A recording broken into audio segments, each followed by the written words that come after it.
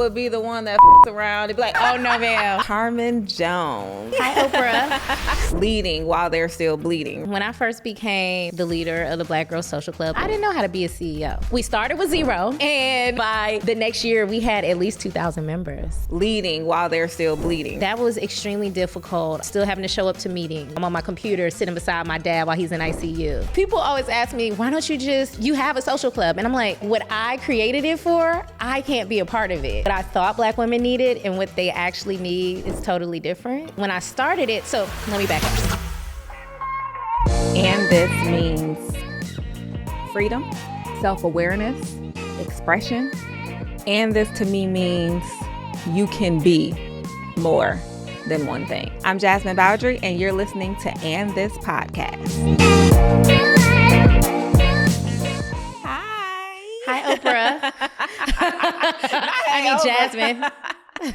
You know, I am in my coming from behind the scenes bag. Your Oprah era. You know, my coming from behind the scenes era, but so happy to talk to you Same. today, my boo. Same. How are you? How you doing? I'm good. I'm recovering from homecoming. Howard Homecoming HU, you know. So, you know, I'm 37, so my body is still like crying. Recovering. Yeah. Yep, you're recovering. But I'm good. How are you? Good. I'm good. Good. You know, I'm good. You look good.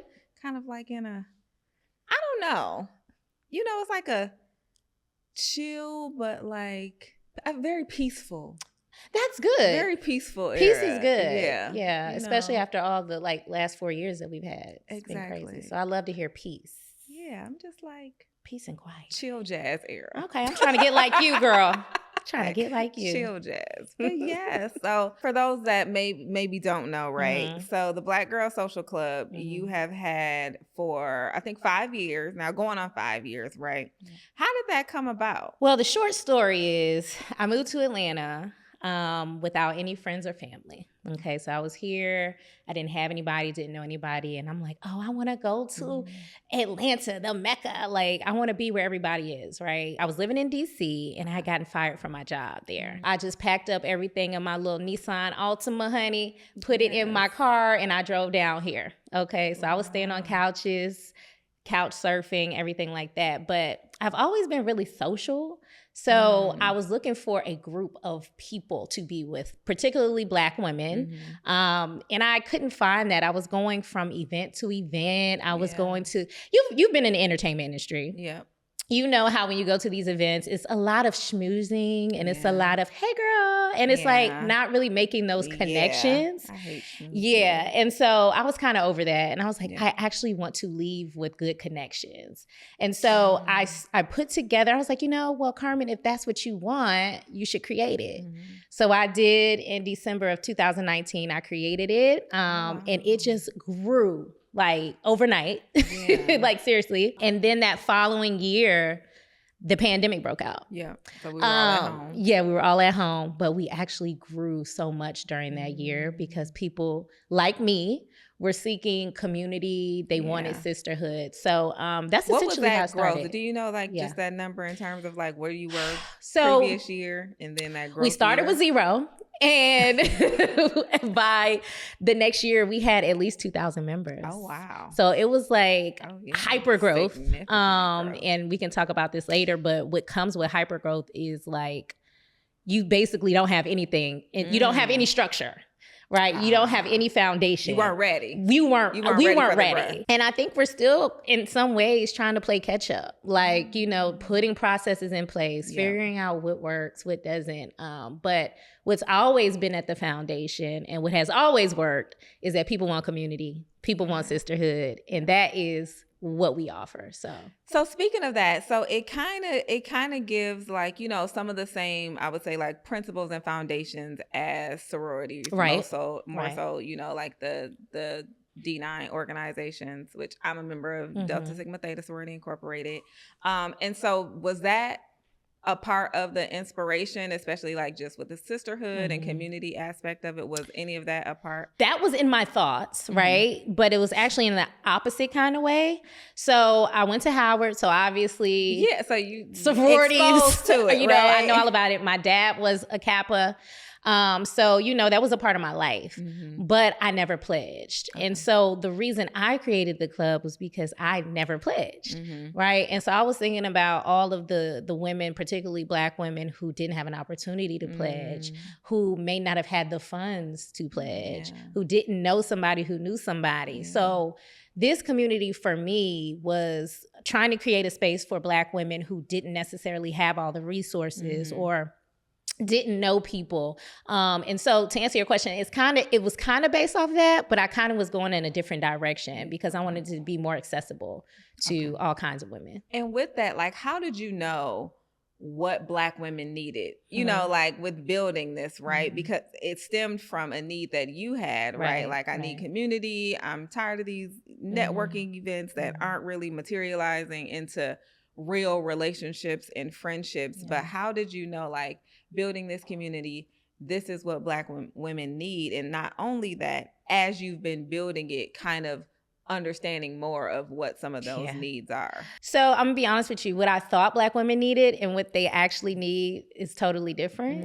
So when I started it, so let me back up. Basic needs, the human need is a need for community, a need to feel affirmed, right? So that's a basic need, no matter if you're Black, white, green. Black women have a very unique experience in this country and around the world. And so our needs are different. I'm a Black woman. We're not a monolith, right? So I can't speak on behalf of all Black women. But so I think that's kind of what I had to learn, and I'm still learning along the way, is that, like, what works for me doesn't necessarily work for somebody else. The programming that I want for Black women, right? I might bring something to the table and other Black women within the community are like, actually, no, we want to talk about anime, and I'm like, that never crossed my mind. I think a lot of it is learning as we go. And I've learned a lot more about Black women than I knew before I started the club, honestly. Got it. That's so good. I think I know people that are, a part of it. Nice. And, they just seem like they're just always together, always doing events. Randomly, I saw on Threads, and it was, how it just shows you like other people's stuff. And I don't know the woman, but, she posted and shared like, I was selected to be the president of, I think, Baldwin Hills, maybe in California or something. I was like, look at Carmen. Girl, my heart almost stopped. I thought you were about to say something else. I was like, Lord. You're like, uh-oh, because we've had our fair share of other kinds of threads. But No, I was like, look at growth.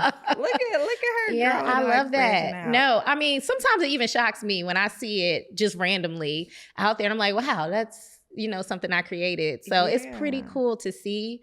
But more so than the recognition and people seeing it, I'm just glad that people feel it. Like, people are excited to be a part of it. People understand the mission. And so for me, that's like where the joy comes from. Like, if I could have had it my way, I would have stayed behind the scenes. Like, I really preferred to. Like the first 2 years, nobody even knew, who founded BGSC. And eventually people started wanting to know more as we grew. They're like, well, who actually is the person? And I was like, it's me. And then they're like, oh, well, girl, we want to talk to you. And I'm like, no. So, it's, for me, it's been a transition in terms of having to put myself out there, because before I really was a kind of like, I want to be in front of the camera kind of person. And it changed slowly. I think as social media. It changed from you being out in front of the camera and being more extroverted from me to wanting to be. Okay, got it. Because as the years have gone on and social media has changed so much, I feel like being out there has more consequences than it did before. Like, having your face out there, having people know who you are, being perceived by other people, I feel like it's so much more consequential than it was just 10 years ago. So it's like literally everything that you do is being dissected by people. Thanks. Yeah. And you just can't just do your craft. Like, you can't just be a creative. You have to have conversations that you might not want to have. You might have to be held to a standard that you might not necessarily even want to be held to. So I'll say that was just a real struggle for me. I don't know how we got on this topic, but I just took you on a whole loop. Child, you ain't even asked me that, but it's all good.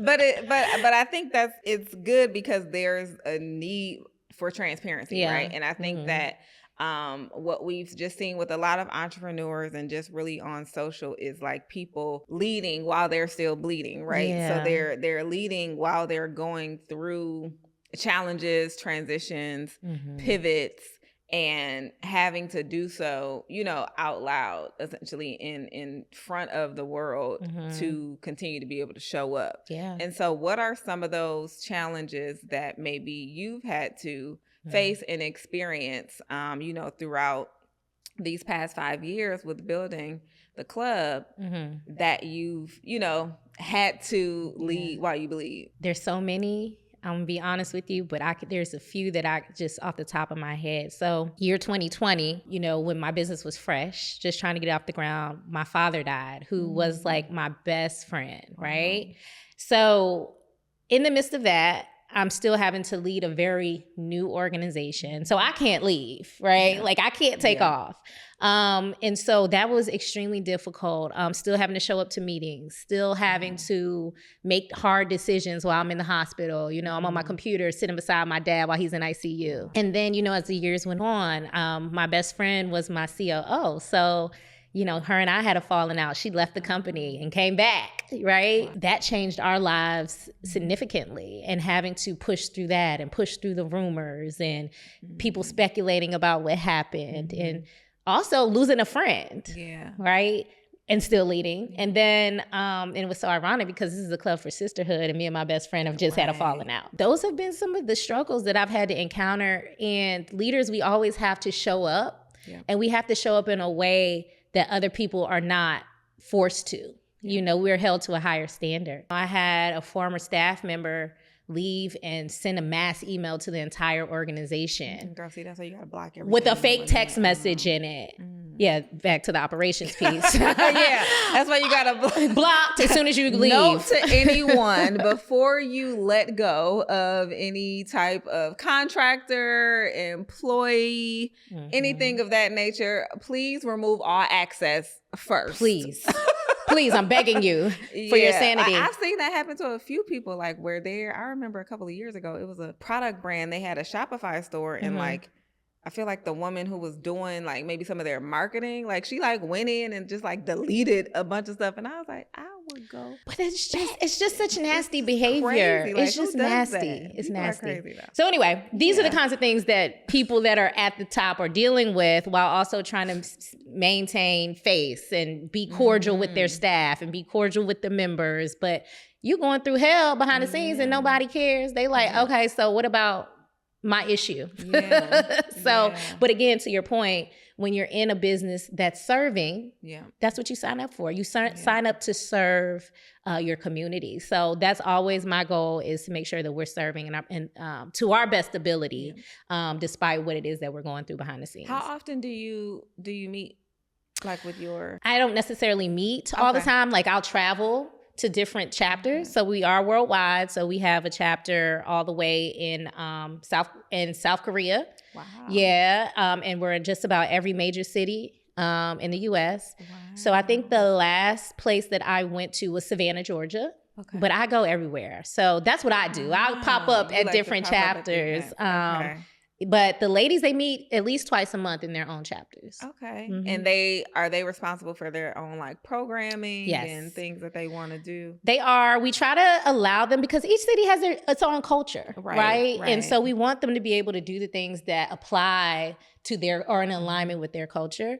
But there are certain things that they have to fall in alignment with when it comes to the organization. Okay. So we require community service. We require professional development, we require health and wellness, and we require social. So if it, comes to our attention that you just going to brunch, we're going to have a conversation, because that's not what we just not going to drink mimosas, right? We want to make sure that the girls are getting their yoga in. We want to make sure that the girls are going to therapy. This is a holistic approach for Black women, because we've been in a space for so long where Black women have done everything for everybody. We've been on the front lines of the Black Lives Matter movement, the civil rights movement. We're often the heads of our households. Black women, when it comes, the Surgeon General, I don't know if you know this, the Surgeon General put out something about the loneliness pandemic or epidemic. Oh. And is so that current? that is. And so people are extremely lonely. But when you look at the stats, Black women are at the top. In comparison to their counterparts, their white, Asian, Hispanic counterparts. I didn't know that. And so that is something that's very important to me because I feel like it links directly to our mental health. Again, going back to the programming, that's why I want to make sure that our programming is so across the board for the ladies and not just us going to have some mimosas. And but we do love but we still need our mimosas. We still need those. But did you feel, and I imagine that you did, that there was a void, you know, with just Black women probably feeling the need to be supported. Do you think that as you get older, it's harder to have like female friendships? Absolutely. I mean, I'm experiencing that now. I know you and I are friends on Facebook, and I made a joke one day on Facebook. I'm like, now, girl, yes, it was a whole list though, Carmen. Like it was like I was like, girl, I meet like 3 of these things, child. I can't meet this 15. Whoever's watching, I am now accepting friendship applications. Maybe you don't want to be a stylist. Maybe you have not downloaded my free fall trend report, but you like, I've been watching Ann this and I love her looks. You can shop all of these styles or something similar in my Like to Know It store. Grab the link by clicking the button below or checking out the show notes. People always ask me, why don't you have a social club? And I'm like, guys, I can't participate in the social club now. Like what I created it for, I can't be a part of it. Like I wish I could be a part of my social club. I can't. So now I'm back out here beating the pavement. Because you don't want it to feel like I have to maintain a certain level of separation. Yeah, that makes sense. Because while I want people to like me and, you know, love me and all of that, I have to, at the same time, I'm still the CEO. Yeah. Right. And so I can't be at the party with y'all twerking and drinking. Taking shots. Yeah. You know what I mean? But I am now beating the pavement, trying to build my community again because my family isn't here. My core group of friends isn't here. They're in Virginia. So I think as we get older, we get used to our routines. Yeah. We want to stay in the house. Hello. We be tired. Yeah. You know, I think I'm in the middle of perimenopause. I be having hot flashes. I told you I had to just wax my beard. It's a lot going on for me. And I'm just like, wow, girl. So I am looking for that community. I do think it gets harder the older that you get because another piece of it, and if I'm gonna be real with you, there's some shame there. There's some embarrassment, I think, for older people when it comes to making friends. It's like, who wants to say they don't have friends or they're looking for friends when they're 45, right? Yeah. But I want to just re-emphasize that it's nothing to be ashamed of. Right. It's a natural part of life's experience, and you should be seeking community and friendship. Nope, I agree. I think I'm definitely the one that I've had my core group, you know, for over probably 20 plus years. Good. And I've made connections, you know, since I've been in Atlanta, but I'm definitely one that likes to be in the house. Like, I think, you know, again, you're just kind of used to your own space. Absolutely. Like I'll, you know, pop out every now and then, but like, I feel like for myself, I'm not like that consistent with my friendships. And that's, you know, something I try to get, you know, better about. I try to be mindful of if I haven't spoken to someone in a while, like if I haven't checked in, being that's mindful of like reaching out in that moment, like, oh, okay, I just thought about that person. And it makes people feel so good. I need to remember to, you know, check on them, but just more so like, oh, okay, I just thought about this person. Let me, you know, just kind of check in. That means a lot to people. That's been like one of my things in the past. Like I haven't been the consistent friend. That's all right. I'm gonna track you down. I already told you I'm coming for you. I be at home. Like there's nowhere for you to track. We're gonna have our champagne. Like yes, please. Let's have our champagne day like we've had in the past. Absolutely. So I love for you to share in terms of, you know, you spoke about just leaders and how you can't be, you know, with the girls at all of the events, but you do have leadership in place that, you know, is over the different chapters, you know, leadership team that you probably directly deal with. One, not only just vet in terms of like the qualifications of what you're looking for in these leaders, but how do you ensure that a part of you is still in the mix, right? So this is still probably your baby. It's still, Mhm. you know, growing, only, you know, 5 years old. So Yeah. just going to, you know, preschool, kindergarten, but how do you still continue to keep a piece of you in it Yeah. while you're experiencing this rapid growth? That is a layered question. I'm going to try to be Yes. brief. So, in the beginning, it was pretty much whoever wanted to do it. You know how when you start a business and it's Yeah. like, oh my God, somebody wants to help? Whoever wants to help. Okay, let's do Yeah. it.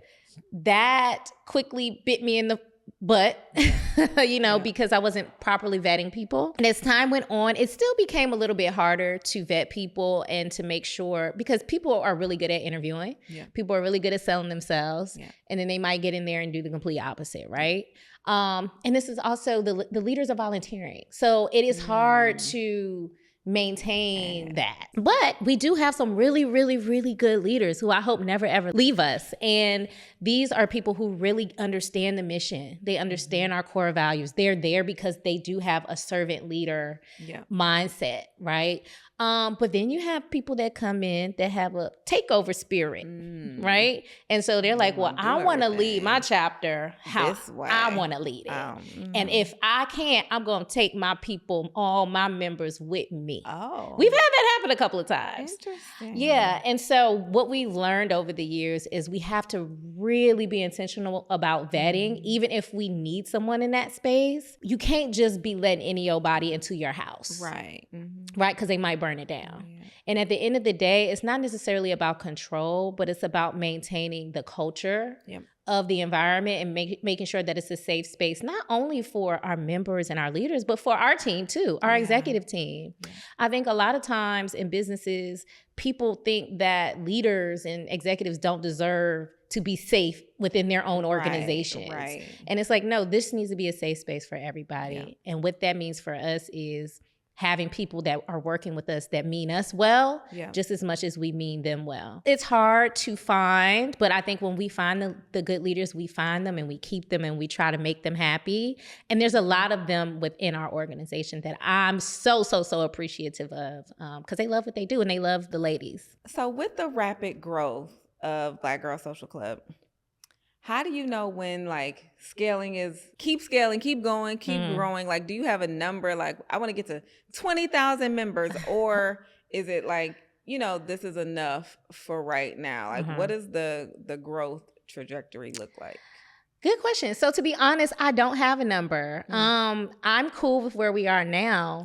I would love to, of course, the dream is to see our organization grow to tens of thousands, like a D9 organization or something like that. But I'm also reasonable in our expectations, you know, what we can accommodate, what we have the bandwidth to do, right? So when you add more people, you add more staff, you add more operations costs, you add more. That's one thing about business that I think a lot of people don't necessarily understand.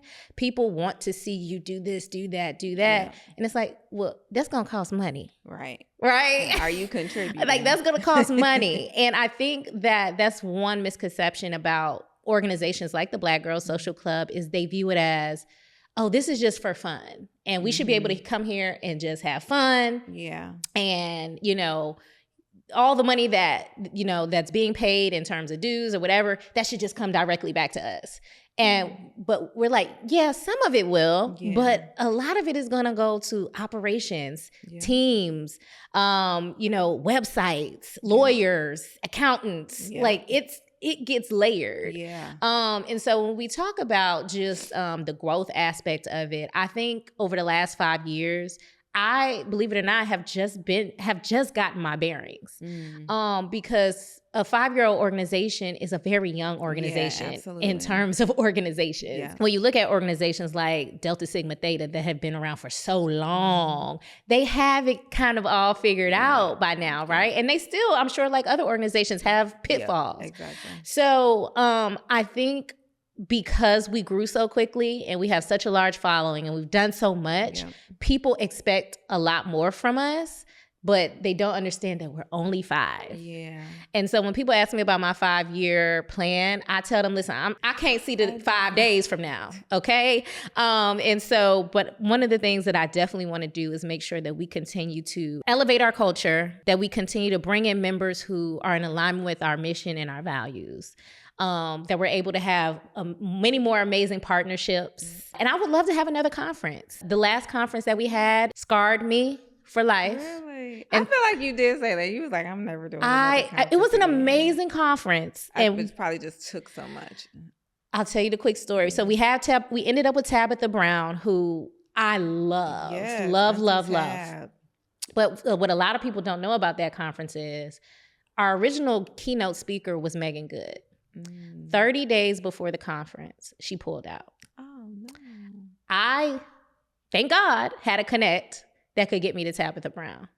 However, Tabitha Brown's cost is a lot higher than Megan Good's cost. Auntie said, I didn't budget for that. Yeah. Carmen, the CEO of the organization, emptied her savings account. Wow.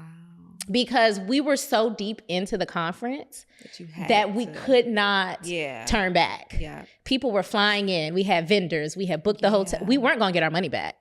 Right. Yeah. And so it was our first conference. I didn't want to disappoint. I emptied my savings account. Wow.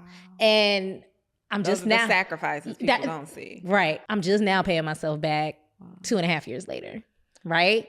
But with all that being said, there are things that people just don't see behind the scenes. So a goal of mine would be to have another conference in the coming year, but I'm going to do it differently and I'm going to do it more intelligently. Yeah. And I'm going to have sponsorships. I was about to say with sponsors. Absolutely. Right. And, but what people also don't realize is it's hard to get money. It's hard to get sponsors. It's hard to get funding for things like that. And so I just went down a rabbit hole. But what I'm trying to say is, girl, in the next 5 years, anything could happen. But those are a couple of things I definitely want to happen. And you're coming up on your 5-year anniversary. Mm-hmm. So with that, like, I know you don't have the 5-year plan mapped out, but if you had it your way, like, money wasn't a thing, none of these kind of factors, what would the next 5 years of Black Girl Social Club look like? If money wasn't a thing, we would have a lot more structure, a bigger team, a lot more tools. We'd probably be taking trips all over the world with our ladies, having different, like I said, conferences, retreats, things like that. We really want to do that. But honestly, Jasmine, I'm taking it day by day. Yeah. I honestly am. Like, I really can't say. Yeah. I just wanted to get bigger and better as we go. Well, what's next for you? Like, what are you personally? Because I know, sometimes just as entrepreneurs, we get so in the weeds and like we're only focused on that one business. But, there are other passions and things that we want to explore, which is what this is all about is, being your multifaceted self, allowing yourself to experience different versions of yourself and explore those different things. So what's next in terms of Carmen? So one of the things that I'm really passionate about is mental health. I am a mental health advocate. So in order to run a business, mental fortitude is like one of the top things you have to have. And if your mind ain't right, your business not going to be right. Yeah. So I founded a nonprofit recently called CEO Unplugged. That is the purpose of it. It's a community of entrepreneurs coming together to tend to our mental health. Yeah. So our programming is going to be around mental health for entrepreneurs. We're going to have transparent conversations with one another. Because I think another big thing in the entrepreneurial world is that we feel ashamed to share some of our stories. Everybody wants to look like they have it all together. Nobody wants to look like they're stressed the hell out. Yeah. But every entrepreneur I know is stressed the hell out. Yeah. You know what I mean? Yeah. And they're contemplating going back to their 9-to-5s. They're struggling with mental health. Yeah. They're struggling with addiction. Entrepreneurs struggle with alcoholism, drug use and depression more than any other group. I say all that to say, CEO Unplugged, follow me on Instagram, formerly known as the CEO Sermon Series, but we are now a nonprofit that I'm launching here in the state of Georgia. Wow, congratulations. Yes. Thank you. So that's what I got. I'm taking one thing at a time. Yep. So that's my one thing for the next year. That's right. And so when you hear the words "and this," right? So this podcast is all about embracing your multifaceted self, being multidimensional, allowing yourself to experience pivots, layers, all of those things. What do the words "and this" mean to you? Well, to me, it does mean the layers piece, right? When I first became the leader of the Black Girls Social Club, a CEO, I didn't know how to be a CEO. Like, who knows how to be a CEO if you've never done it before, right? And so I feel like I tried to position myself as a CEO. I tried to have the profile of a CEO. And while I think that that's important, I think there's a certain way leaders should carry themselves. I was suppressing like my actual personality. Like, I wasn't showing people on Instagram like what was going on in my life behind the scenes. Like, I'm a CEO, but I also like to go out and have a cocktail every now and again. I like to go to concerts. I like to write. I like to blog. These are things about me that I like to do that I wasn't really displaying. And so one of my goals is to show CEO-hood, even if that's a word, in a different light. Like, I'm a different kind of CEO. I'm a Black woman CEO who has all kinds of layers. She likes all kinds of things. She's outspoken. She likes to watch trash TV sometimes. You know, I have layers. And so when I think of "and this," it's like, I'm a CEO and I'm also a human being who has desires and a whole different life outside of being a CEO. Yes, I love it. I love it. Well, where can the people find you? Where can they find Black Girl Social Club? Where can they find this new nonprofit that you are building? Where can they find you personally? Oh, absolutely. I will certainly let you know. You all can find me personally at carmen.nicole.jones on Instagram.